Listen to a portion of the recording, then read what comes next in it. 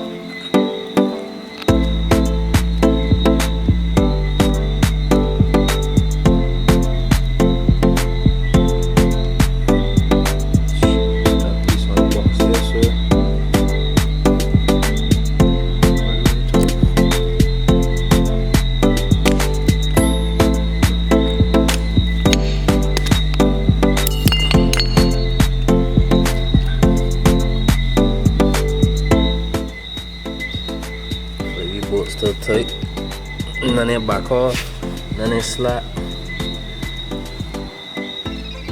Only thing that I get cut went along was the clutch slave cylinder and piece of the line. That's the only thing that was cut off and went along about business. Everything else there still seemed good. But this is motivation how to strip my chassis and clean out along my harness. Tied it with lorry harness and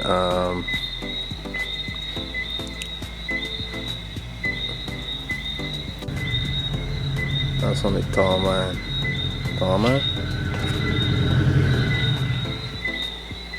Yeah.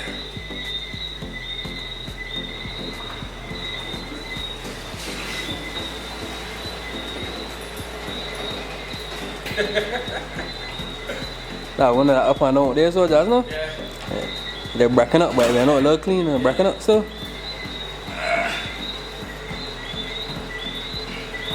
I watch it. Yeah. You can't roll it on the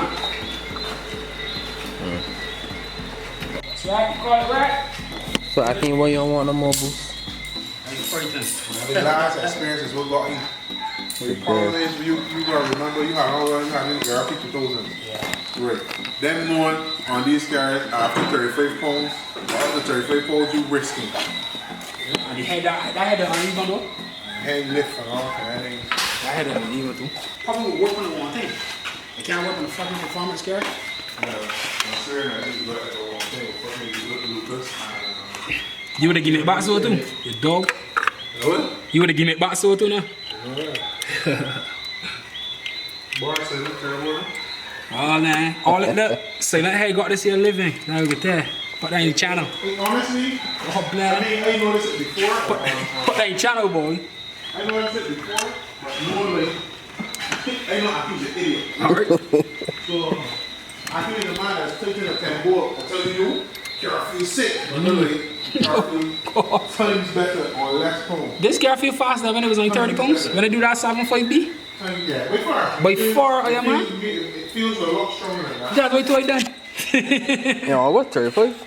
Book down. And it was on what before? No, on 32. 30. It was on 30 pounds. Before I made me 7.5, it was 30 pounds. Straight to red leg. Yeah, 7-1, 7-2, you never know. So I get long. That's not a fucking shit. Yeah. That's why you track there, but when I come back on boost, it's normal, right? Good that camera? What fucking me? Oh, he's a girl. You know, I pull off and say, hey, man, come on here. He want to give me paperwork. This scarf is sitting on. I know how to make did that 40 and 50 pound thing.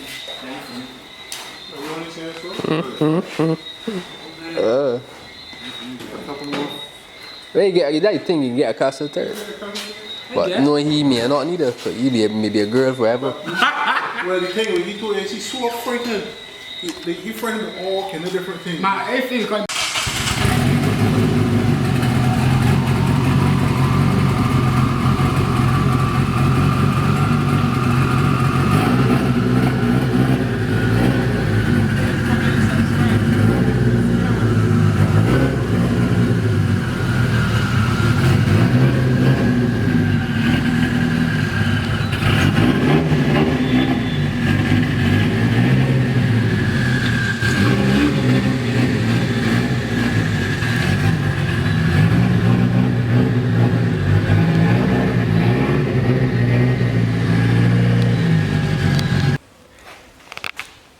So today I get a box.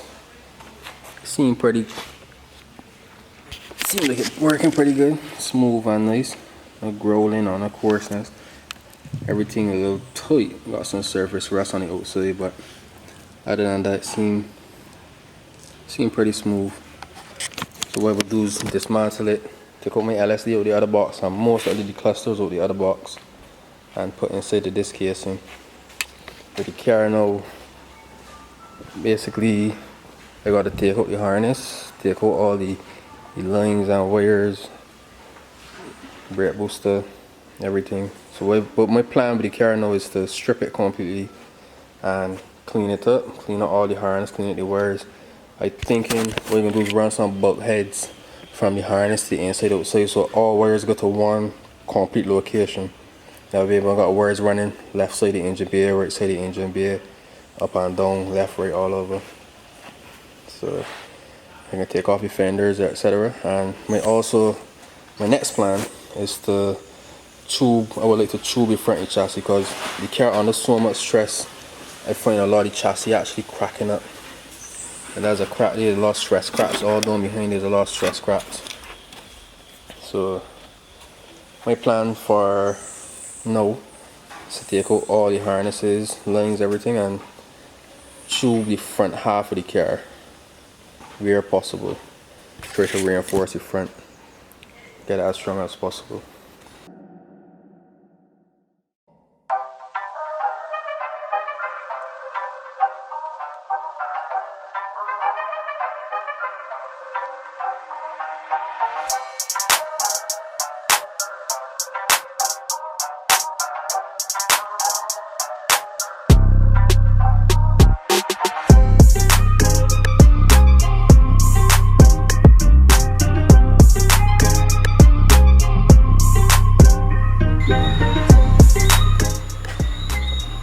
This is the harness that come out the car now.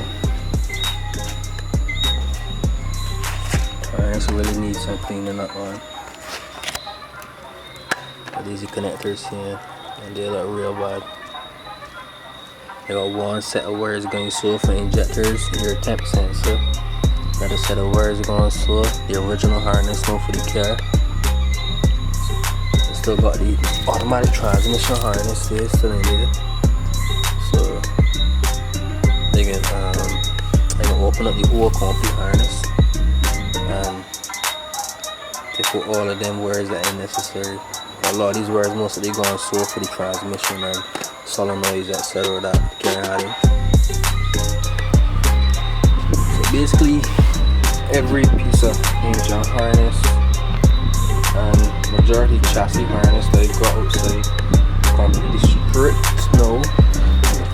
So there's nothing onto the dash. Just basically putting for the front wires at the back. This side now completely cleaned up and cleared up. Just let me see, wires for the shift light, which I don't want to use. I could really remove that also. And the wideband, the AM wideband controller wires.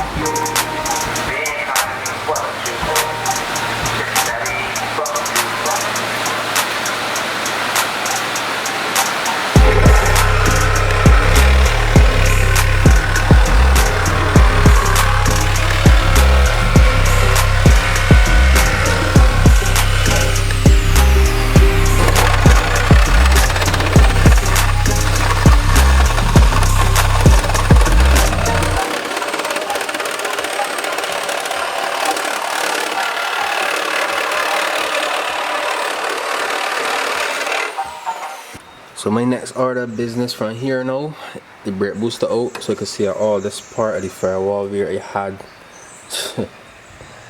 I don't even know where to start. But I had, when the car was a cable clutch, this is what this hole was for, because the firewall used to flex so much with the pressure plate and the cable clutch, the whole firewall used to sink in and come back out. So I had reinforced it there with that plate and then put this big piece of steel washer then so that the clutch cable would push on that. And then I welded it to this ridge here, because this ridge was actually a reinforced lip.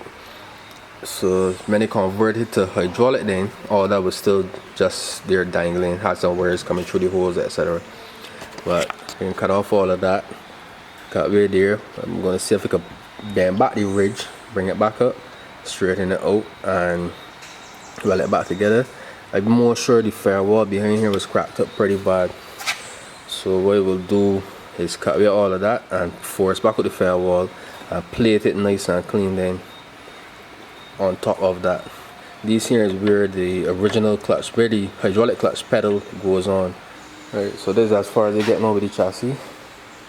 I'm studying exactly where to stop cutting. I may just cut along the shock tower and come right here and stop and plate the shock tower then. I wanted to cut a little higher up the shock tower to leave here open, but I think I'm going to leave that part there closed. That will help save some of the stuff and dust from coming in. And I'm going to cut along the lines of the shock tower here then right to the chassis rail. Most of them going to cut the chassis rail somewhere along these lines here.